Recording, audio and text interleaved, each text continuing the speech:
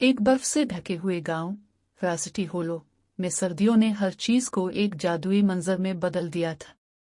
छतों पर बर्फ की तह थी, बच्चे खेल रहे थे और जमीन पर चमकती हुई सफेद चादर बिछी हुई थी। गांव के किनारे एक छोटे से आरामदेह घर में 7 साला ईमा मुस्कुराती हुई जाग गई।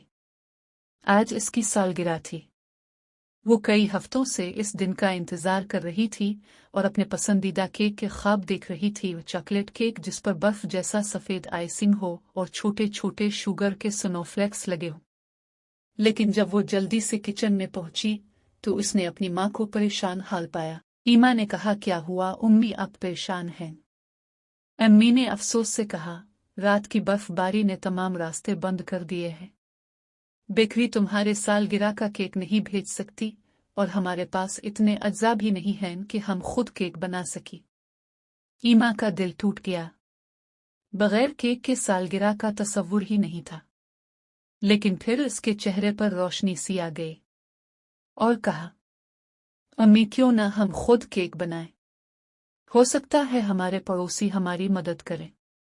ईमा की मां ने इसकी जिद और हौसले को देखकर मुस्कुरा दिया। ये तो एक जबरदस्त ख्याल है ईमा, चलो तैयार हो जाते हैं। ईमा और उसकी मां ने अपने गर्म तरीन कोट, मफलर और दस्ताने पहने। एक छोटी सी टोकरी और एक सलेज लेकर वो बर्फ पर चलते हुए अपने मिशन पर निकल पड़े। सबसे पहले वो अपनी मेहरबान पड़ोसन मिसेस मिलर के घर पहुंचे। जब ईमा ने अपने मंसूबे की वजाहत की तो मिसेस मिलर हंस पड़ी और आटे का एक थैला पेश किया और कहा, सालगिरह मुबारक हो ईमा, ये आटा तुम्हारे लिए है। फिर वो बर्फ से ढके फार्म में फार्मर टॉम के पास पहुंचे। खास सालगिरह के ईमा को अंडों का एक डब्बा दे दिया।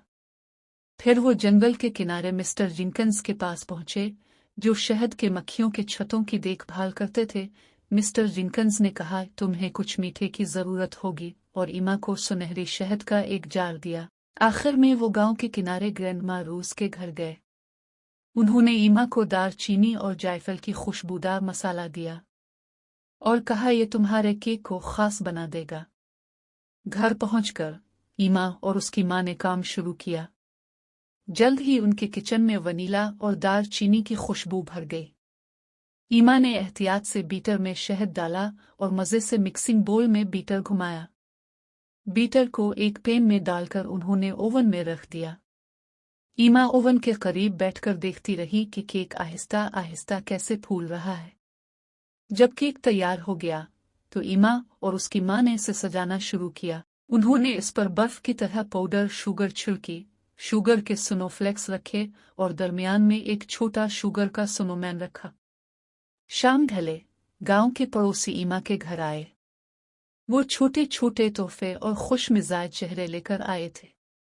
पूरा घर हंसी और शमूहे की रोशनी से भर गया। ईमा के दोस्तों और फैमिली ने सालगिरह मुबारक गाया और ईमा ने आंखें बंद करके ख्वाहिश की और शमें बुझा दी। जब ईमा ने केक का पहला टुकड़ा खाया तो वो खुशी से चमक उठी। ये मेरी जिंदगी का सबसे बेहतरीन केक है।